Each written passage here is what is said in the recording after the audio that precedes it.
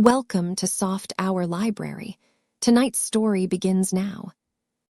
Close your eyes and rest. Chapter 9. The Goldfish Pond. We walked back to the house together. There was no sign of the inspector. Poirot paused on the terrace and stood with his back to the house, slowly turning his head from side to side. "Une belle propriété," he said at last appreciatively. "Who inherits it?" His words gave me almost a shock. It is an odd thing, but until that moment the question of inheritance had never come into my head. Poirot watched me keenly. "It is a new idea to you, that," he said at last. "You had not thought of it before, eh?" "No," I said truthfully. "I wish I had." He looked at me again curiously. "I wonder just what you mean by that," he said thoughtfully. "Ah, no," as I was about to speak. "Inutile, you would not tell me your real thought." "Everyone has something to hide," I quoted, smiling. "Exactly." "You still believe that?" "More than ever, my friend. But it is not easy to hide things from Hercule Poirot. He has a knack of finding out."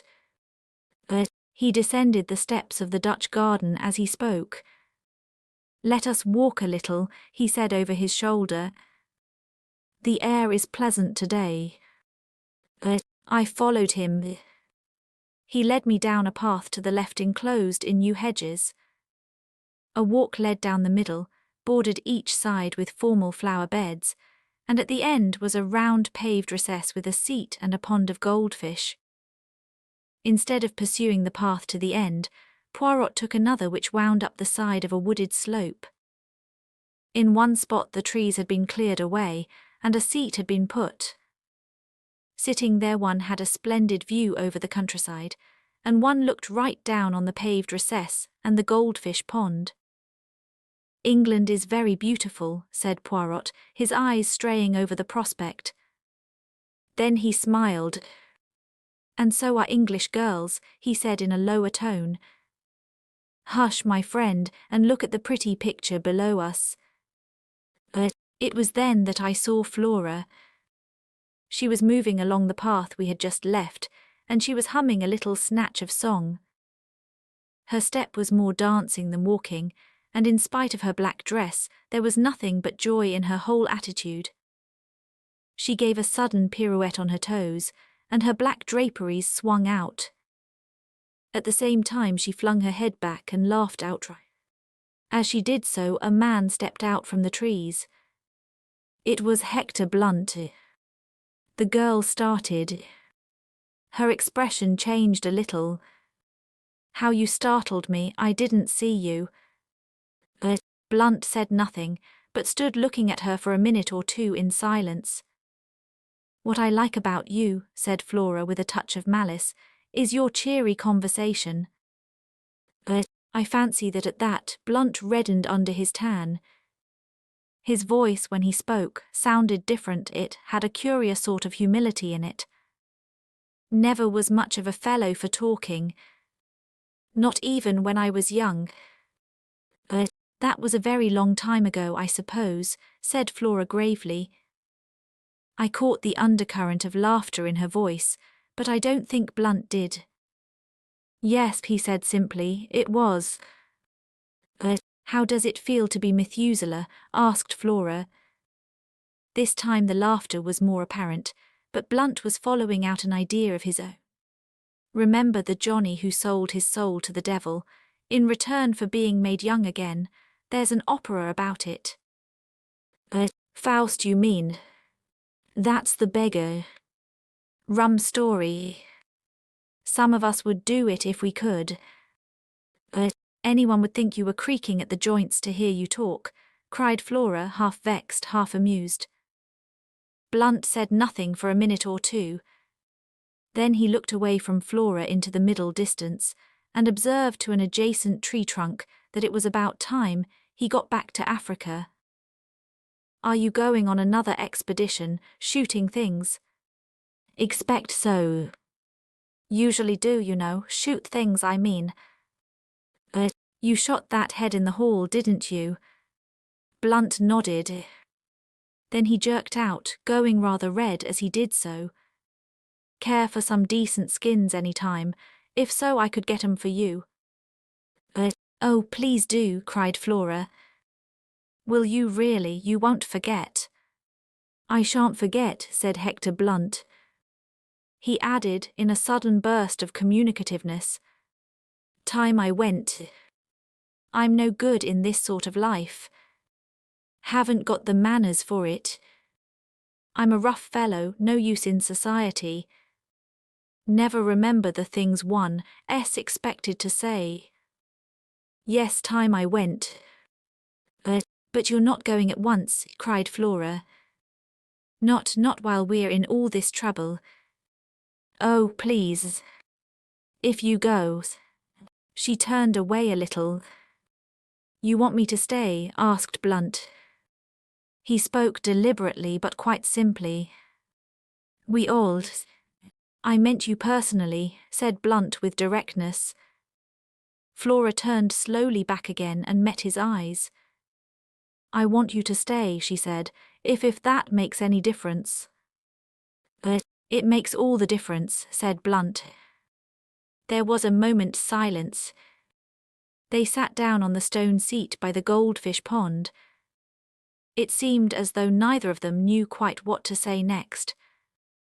It's such a lovely morning, said Flora at last. You know, I can't help feeling happy in spite of everything. That's awful, I suppose. Quite natural, said Blunt. Never saw your uncle until 2 years ago, did you? Can't be expected to grieve very much. Much better to have no humbug about it. There's something awfully consoling about you, said Flora. You make things so simple. Things are simple as a rule, said the big game hunter. Not always, said Flora. Her voice had lowered itself, and I saw Blunt turn and look at her, bringing his eyes back from apparently the coast of Africa to do so. He evidently put his own construction on her change of tone, for he said after a minute or two, in rather an abrupt manner, I say, you know, you mustn't worry. About that young chap, I mean. Inspector's an ass. Everybody knows, utterly absurd to think he could have done it. Man from outside. Burglar chap. That's the only possible solution. Flora turned to look at him. You really think so? Don't you? Said Blunt quickly. Oh yes, of course. Another silence, and then Flora burst out. I'll tell you why I felt so happy this morning. However heartless you think me, I'd rather tell you. It's because the lawyer has been, Mr. Hammond. He told us about the will. Uncle Roger has left me £20,000. Think of it, 20,000 beautiful pounds. Blunt looked surprised. Does it mean so much to you? Mean much to me, why it's everything. Freedom, life, no more scheming and scraping and lying. Lying, said Blunt, sharply interrupting. Flora seemed taken aback for a minute. You know what I mean, she said uncertainly. Pretending to be thankful for all the nasty cast-off things rich relations give you. Last year's coats and skirts and hats. Don't know much about ladies' clothes. Should have said you were always very well turned out. It's cost me something though, said Flora in a low voice. Don't let's talk of horrid things. I'm so happy. I'm free. Free to do what I like. Free not to. She stopped suddenly. Not to what? Asked Blunt quickly. I forget now. Nothing important. Blunt had a stick in his hand, and he thrust it into the pond, poking at something. What are you doing, Major Blunt? There's something bright down there. Wondered what it was, looks like a gold brooch. Now I've stirred up the mud and it's gone. Perhaps it's a crown, suggested Flora. Like the one Melisande saw in the water. Melisande, said Blunt reflectively. She's in an opera, isn't she? Yes, you seem to know a lot about operas. People take me sometimes, said Blunt sadly. Funny idea of pleasure, worse racket than the natives make with their tom-toms. Flora laughed. I remember Melisande, continued Blunt, married an old chap old enough to be her father. He threw a small piece of flint into the goldfish pond. Then, with a change of manner, he turned to Flora. Miss Ackroyd, can I do anything? About Pattern, I mean. I know how dreadfully anxious you must be. Thank you, said Flora in a cold voice. There is really nothing to be done. Ralph will be all right. I've got hold of the most wonderful detective in the world, and he's going to find out all about it. For some time I had felt uneasy as to our position. We were not exactly eavesdropping, since the two in the garden below had only to lift their heads to see us. Nevertheless, I should have drawn attention to our presence before now, had not my companion put a warning pressure on my arm. Clearly he wished me to remain silent. But now he rose briskly to his feet, clearing his throat. I demand pardon, he cried. I cannot allow Mademoiselle thus extravagantly to compliment me, and not draw attention to my presence. They say the listener hears no good of himself, but that is not the case this time. To spare my blushes, I must join you and apologize. He hurried down the path with me close behind him, and joined the others by the pond. This is Hercule Poirot, said Flora. I expect you've heard of him. Poirot bowed.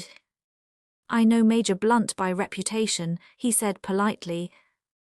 I am glad to have encountered you, monsieur. I am in need of some information that you can give me. Blunt looked at him inquiringly. When did you last see Ackroyd alive? At dinner. And you neither saw nor heard anything of him after that? Didn't see him. Heard his voice. How was that? I strolled out on the terrace. Pardon me, what time was this? About 9:30. I was walking up and down smoking in front of the drawing-room window. I heard Ackroyd talking in his study. Poirot stooped and removed a microscopic weed. Surely you couldn't hear voices in the study from that part of the terrace, he murmured. He was not looking at Blunt, but I was, and to my intense surprise, I saw the latter flush. Went as far as the corner, he explained unwillingly. Ah, indeed, said Poirot. In the mildest manner, he conveyed an impression that more was wanted. Thought I saw a woman disappearing into the bushes. Just a gleam of white, you know. Must have been mistaken. It was while I was standing at the corner of the terrace that I heard Ackroyd's voice speaking to that secretary of his. Speaking to Mr. Geoffrey Raymond. Yes, that's what I supposed at the time. Seems I was wrong. Mr. Ackroyd didn't address him by name. Oh no. Then, if I may ask, why did you think? Blunt explained laboriously. Took it for granted that it would be Raymond, because he had said just before I came out that he was taking some papers to Ackroyd. Never thought of it being anybody else. Can you remember what the words you heard were? Afraid I can't. Something quite ordinary and unimportant. Only caught a scrap of it. I was thinking of something else at the time. It is of no importance, murmured Poirot. Did you move a chair back against the wall when you went into the study after the body was discovered? Chair, no, why should I? Poirot shrugged his shoulders but did not answer. He turned to Flora. There is one thing I should like to know from you, mademoiselle. When you were examining the things in the silver table with Dr. Shepherd, was the dagger in its place, or was it not? Flora's chin shot up. Inspector Raglan has been asking me that, she said resentfully. I've told him and I'll tell you. I'm perfectly certain the dagger was not there. He thinks it was, and that Ralph sneaked it later in the evening. And he doesn't believe me. He thinks I'm saying it to shield Ralph. And aren't you? I asked gravely. Flora stamped her foot. You too, Doctor. Shepherd, oh, it's too bad. Poirot tactfully made a diversion. It is true what I heard you say, Major Blunt. There is something that glitters in this pond. Let us see if I can reach it. He knelt down by the pond, baring his arm to the elbow, and lowered it in very slowly, so as not to disturb the bottom of the pond.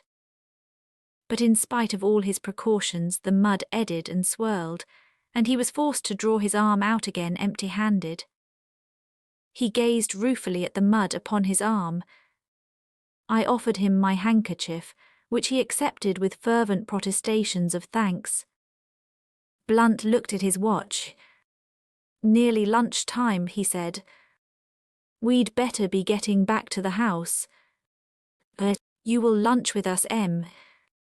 Poirot asked Flora. I should like you to meet my mother.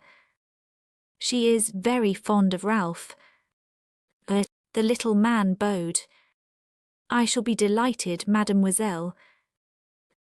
And you will stay too, won't you, Doctor? Shepherd. I hesitated. Oh, do. I wanted to, so I accepted the invitation without further ceremony. We set out towards the house, Flora and Blunt walking ahead. What hair? Said Poirot to me in a low tone, nodding towards Flora. The real gold, they will make a pretty couple. She and the dark, handsome Captain Pattern. Will they not? I looked at him inquiringly, but he began to fuss about a few microscopic drops of water on his coat sleeve. The man reminded me in some ways of a cat. His green eyes and his finicking habits. And all for nothing too, I said sympathetically. I wonder what it was in the pond. Would you like to see? Asked Poirot. I stared at him. He nodded. My good friend, he said gently and reproachfully, Hercule Poirot does not run the risk of disarranging his costume without being sure of attaining his object. To do so would be ridiculous and absurd. I am never ridiculous. But you brought your hand out empty, I objected. There are times when it is necessary to have discretion. Do you tell your patients everything, Doctor? I think not. Nor do you tell your excellent sister everything either, is it not so? Before showing my empty hand, I dropped what it contained into my other hand. You shall see what that was. He held out his left hand, palm open. On it lay a little circlet of gold. A woman's wedding ring. I took it from him. Look inside, commanded Poirot. I did so. Inside was an inscription in fine writing. From Ars. March 13th. I looked at Poirot, but he was busy inspecting his appearance in a tiny pocket glass. He paid particular attention to his moustaches, and none at all to me. I saw that he did not intend to be communicative. Chapter 10. The parlour maid. We found Mrs. Ackroyd in the hall.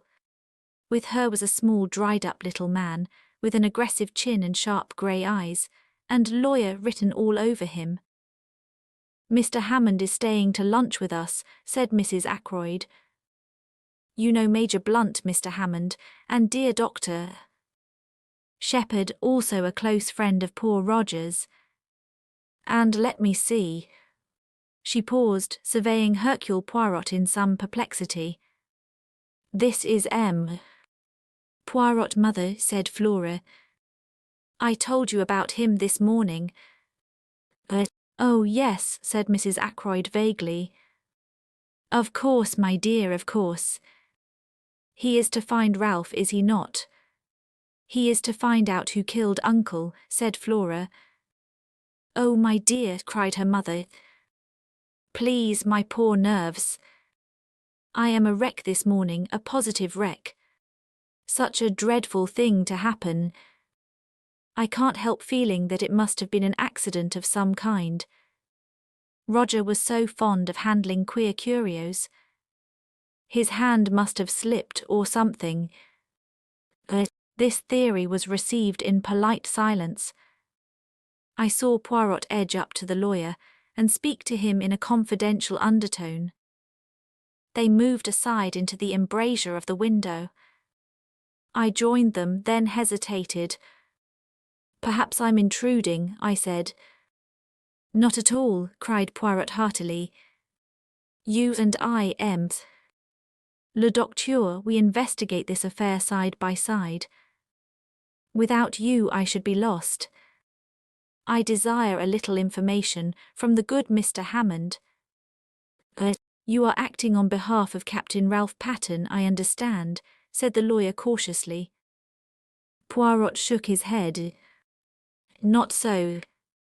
I am acting in the interests of justice. Miss Ackroyd has asked me to investigate the death of her uncle. Mr. Hammond seemed slightly taken aback. I cannot seriously believe that Captain Pattern can be concerned in this crime, he said, however strong the circumstantial evidence against him may be. The mere fact that he was hard-pressed for money. Was he hard-pressed for money? Interpolated Poirot quickly. The lawyer shrugged his shoulders. It was a chronic condition with Ralph Pattern, he said dryly. Money went through his hands like water. He was always applying to his stepfather. Had he done so of late, during the last year for instance? I cannot say. Mr. Ackroyd did not mention the fact to me. I comprehend. Mr. Hammond, I take it that you are acquainted with the provisions of Mr. Ackroyd's will. Certainly. That is my principal business here today. Then, seeing that I am acting for Miss Ackroyd, you will not object to telling me the terms of that will. They are quite simple. Shorn of legal phraseology, and after paying certain legacies and bequests. Such as, interrupted Poirot. Mr. Hammond seemed a little surprised. £1,000 to his housekeeper, Miss Russell, £50 to the cook, Emma Cooper, £500 to his secretary, Mr. Geoffrey Raymond. Then to various hospitals. Poirot held up his hand. Ah, the charitable bequests, they interest me not. Quite so. The income on £10,000, worth of shares to be paid to Mrs. Cecil Ackroyd during her lifetime.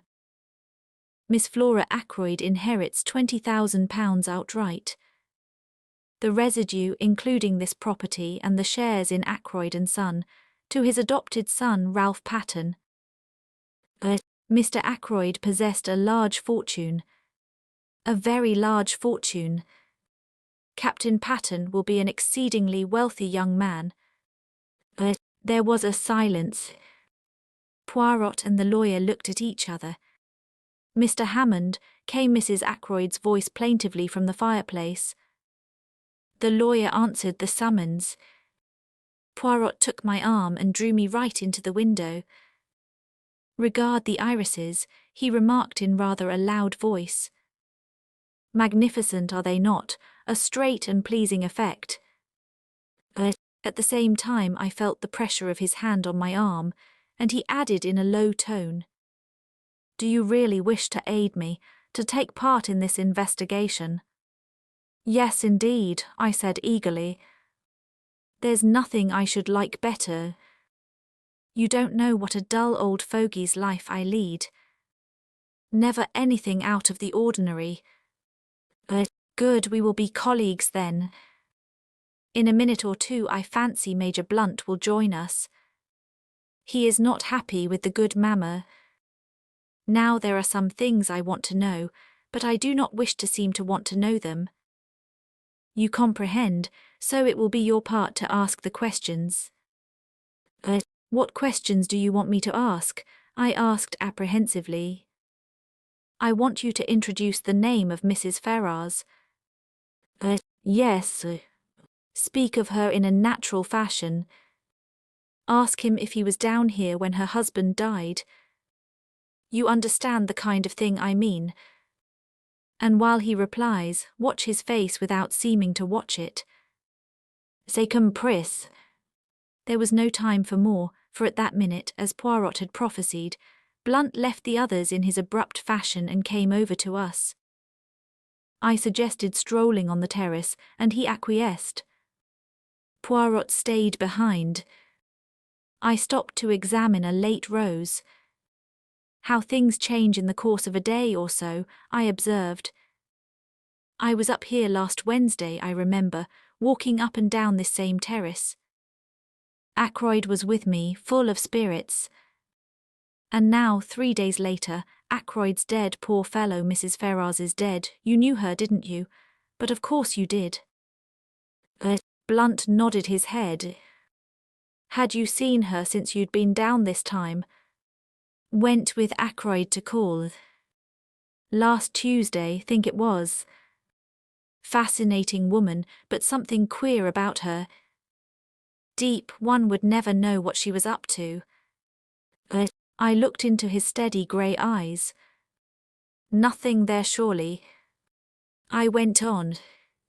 I suppose you met her before. Last time I was here, she and her husband had just come here to live. He paused a minute and then added, rum thing, she had changed a lot between then and now. How changed? I asked. Looked 10 years older. Were you down here when her husband died? I asked, trying to make the question sound as casual as possible. No. From all I heard it would be a good riddance. Uncharitable perhaps, but the truth. I agreed. Ashley Ferrars was by no means a pattern husband, I said cautiously. Blackguard, I thought, said Blunt. No, I said, only a man with more money than was good for him. Oh, money, all the troubles in the world can be put down to money, or the lack of it. Which has been your particular trouble? I asked. I've enough for what I want. I'm one of the lucky ones. Indeed. I'm not too flush just now, as a matter of fact. Came into a legacy a year ago, and like a fool let myself be persuaded into putting it into some wildcat scheme. I sympathized and narrated my own similar trouble. Then the gong pealed out, and we all went in to lunch. Poirot drew me back a little. A's by end. He's all right, I said. I'm sure of it. Nothing disturbing. He had a legacy just a year ago, I said. But why not? Why shouldn't he? I'll swear the man is perfectly square and above board. Without doubt, said Poirot soothingly. Do not upset yourself. He spoke as though to a fractious child. We all trooped into the dining room. It seemed incredible that less than 24 hours had passed since I last sat at that table. Afterwards, Mrs. Ackroyd took me aside and sat down with me on a sofa. I can't help feeling a little hurt, she murmured, producing a handkerchief of the kind obviously not meant to be cried into. Hurt, I mean, by Roger's lack of confidence in me. That £20,000 ought to have been left to me, not to Flora. A mother could be trusted to safeguard the interests of her child. A lack of trust, I call it. You forget, Mrs. Ackroyd, I said. Flora was Ackroyd's own niece, a blood relation. It would have been different had you been his sister instead of his sister-in-law. As poor Cecil's widow, I think my feelings ought to have been considered, said the lady, touching her eyelashes gingerly with the handkerchief. But Roger was always most peculiar, not to say mean, about money matters. It has been a most difficult position for both Flora and myself. He did not even give the poor child an allowance. He would pay her bills, you know, and even that with a good deal of reluctance, and asking what she wanted all those fal-lals for, so like a man, but now I've forgotten what it was I was going to say. Oh yes, not a penny we could call our own, you know. Flora resented it. Yes, I must say she resented it very strongly. Though devoted to her uncle, of course. But any girl would have resented it. Yes, I must say Roger had very strange ideas about money. He wouldn't even buy new face towels, though I told him the old ones were in holes. And then, proceeded Mrs. Ackroyd with a sudden leap highly characteristic of her conversation, to leave all that money, £1,000, fancy £1,000, to that woman. What woman? That Russell woman. Something very queer about her, and so I've always said. But Roger wouldn't hear a word against her. Said she was a woman of great force of character, and that he admired and respected her. He was always going on about her rectitude and independence and moral worth. I think there's something fishy about her. She was certainly doing her best to marry Roger. But I soon put a stop to that. She's always hated me. Naturally. I saw through her. I began to wonder if there was any chance of stemming Mrs. Ackroyd's eloquence and getting away. Mr. Hammond provided the necessary diversion by coming up to say goodbye. I seized my chance and rose also. About the inquest, I said. Where would you prefer it to be held? Here or at the Three Boars? Mrs. Ackroyd stared at me with a dropped jaw. The inquest, she asked, the picture of consternation. But surely there won't have to be an inquest. Mr. Hammond gave a dry little cough and murmured, inevitable. Under the circumstances, in 2 short little barks. But surely, Doctor. Shepherd can arrange. There are limits to my powers of arrangement, I said dryly. If his death was an accident. He was murdered, Mrs. Ackroyd, I said brutally. She gave a little cry. No theory of accident will hold water for a minute. But Mrs. Ackroyd looked at me in distress. I had no patience with what I thought was her silly fear of unpleasantness. If there's an inquest, I shan't have to answer questions and all that, shall I? She asked. I don't know what will be necessary, I answered. I imagine Mr. Raymond will take the brunt of it off you. He knows all the circumstances, and can give formal evidence of identification. The lawyer assented with a little bow. I really don't think there is anything to dread, Mrs. Ackroyd, he said. You will be spared all unpleasantness. Now, as to the question of money, have you all you need for the present? I mean, he added as she looked at him inquiringly, ready money. Cash, you know. If not, I can arrange to let you have whatever you require. That ought to be all right, said Raymond, who was standing by. Mr. Ackroyd cashed a cheque for £100 yesterday. £100? Yes, for wages and other expenses due today. At the moment it is still intact. Where is this money? In his desk? No, he always kept his cash in his bedroom. In an old collar box, to be accurate. Funny idea, wasn't it? I think, said the lawyer, we ought to make sure the money is there before I leave. Certainly, agreed the secretary. I'll take you up now. Oh, I forgot. The door's locked. Inquiry from Parker elicited the information that Inspector Raglan was in the housekeeper's room, asking a few supplementary questions. A few minutes later, the inspector joined the party in the hall, bringing the key with him. He unlocked the door, and we passed into the lobby and up the small staircase. At the top of the stairs, the door into Ackroyd's bedroom stood open. Inside the room it was dark, the curtains were drawn, and the bed was turned down just as it had been last night. The inspector drew the curtains, letting in the sunlight, and Geoffrey Raymond went to the top drawer of a rosewood bureau. He kept his money like that in an unlocked drawer. Just fancy, commented the inspector. The secretary flushed a little.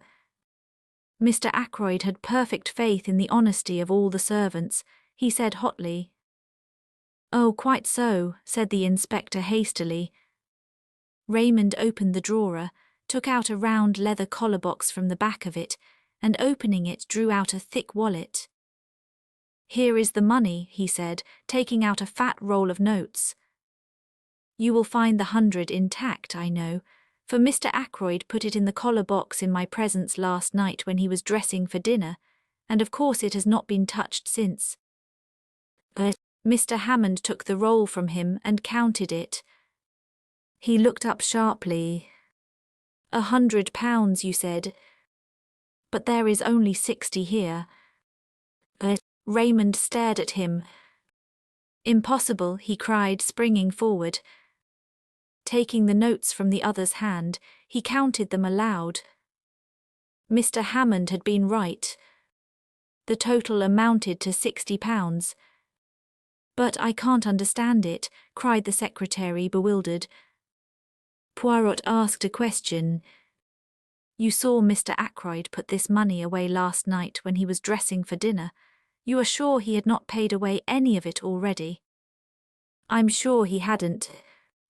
He even said, I don't want to take £100 down to dinner with me. Too bulgy. Then the affair is very simple, remarked Poirot.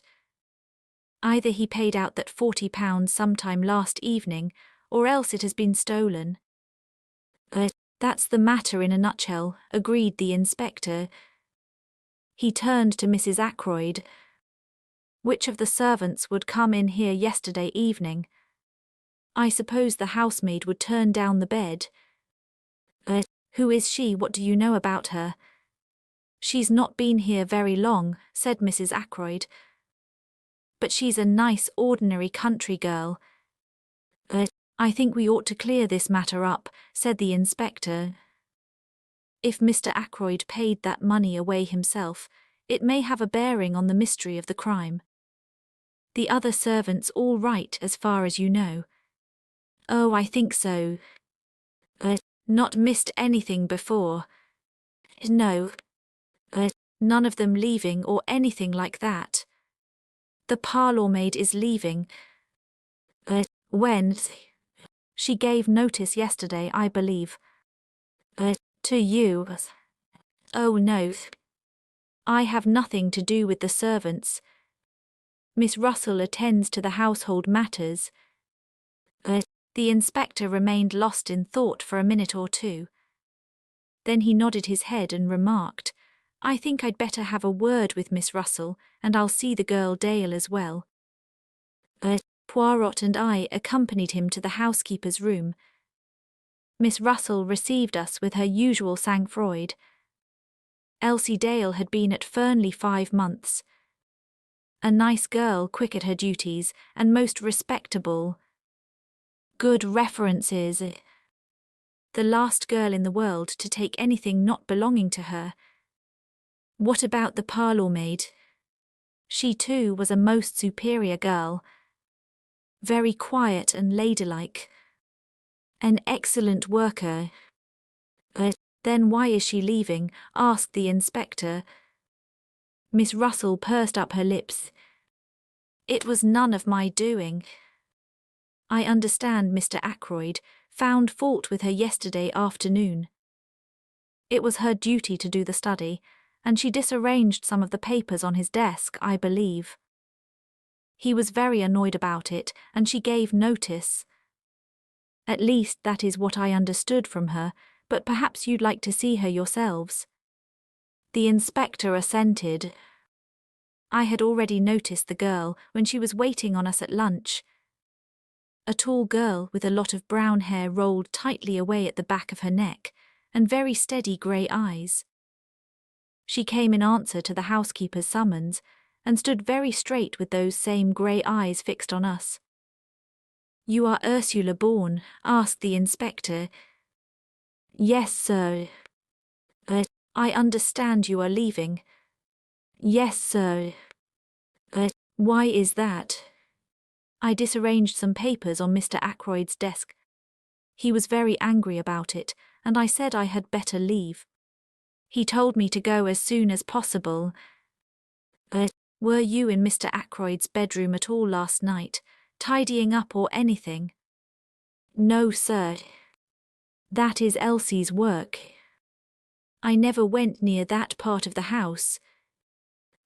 I must tell you, my girl, that a large sum of money is missing from Mr. Ackroyd's room." At last I saw her roused. A wave of colour swept over her face. "I know nothing about any money. If you think I took it, and that is why Mr. Ackroyd dismissed me, you are wrong." "I'm not accusing you of taking it, my girl," said the inspector. "Don't flare up so." The girl looked at him coldly. "You can search my things if you like," she said disdainfully. "But you won't find anything." Poirot suddenly interposed. "It was yesterday afternoon that Mr. Ackroyd dismissed you, or you dismissed yourself, was it not?" he asked. The girl nodded. "How long did the interview last?" "The interview?" "Yes, the interview between you and Mr. Ackroyd in the study." I don't know. 20 minutes, half an hour. Something like that. Not longer. Not longer than half an hour, certainly. Thank you, mademoiselle." I looked curiously at him. He was rearranging a few objects on the table, setting them straight with precise fingers. His eyes were shining. "That'll do," said the inspector. Ursula Bourne disappeared. The inspector turned to Miss Russell. "How long has she been here? Have you got a copy of the reference you had with her?" Without answering the first question, Miss Russell moved to an adjacent bureau, opened one of the drawers, and took out a handful of letters clipped together with a patent fastener. She selected one and handed it to the inspector. "H.M.," said he. "Reads all right. Mrs. Richard Folliot, Marby Grange, Marby." "Who's this woman?" "Quite good county people," said Miss Russell. "Well," said the inspector, handing it back, "let's have a look at the other one, Elsie Dale." Elsie Dale was a big fair girl, with a pleasant but slightly stupid face. She answered our questions readily enough, and showed much distress and concern at the loss of the money. "I don't think there's anything wrong with her," observed the inspector, after he had dismissed her. "What about Parker?" Miss Russell pursed her lips together and made no reply. "I've a feeling there's something wrong about that man," the inspector continued thoughtfully. "The trouble is that I don't quite see when he got his opportunity. He'd be busy with his duties immediately after dinner, and he's got a pretty good alibi all through the evening. I know, for I've been devoting particular attention to it." "Well, thank you very much, Miss Russell. We'll leave things as they are for the present. It's highly probable Mr. Ackroyd paid that money away himself." The housekeeper bade us a dry good afternoon, and we took our leave. I left the house with Poirot. I wonder, I said, breaking the silence, what the papers the girl disarranged could have been for Ackroyd to have got into such a state about them. I wonder if there is any clue there to the mystery. The secretary said there were no papers of particular importance on the desk, said Poirot quietly. Yes, but I paused.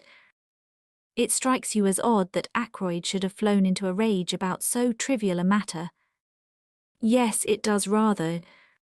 But was it a trivial matter? Of course, I admitted, we don't know what those papers may have been.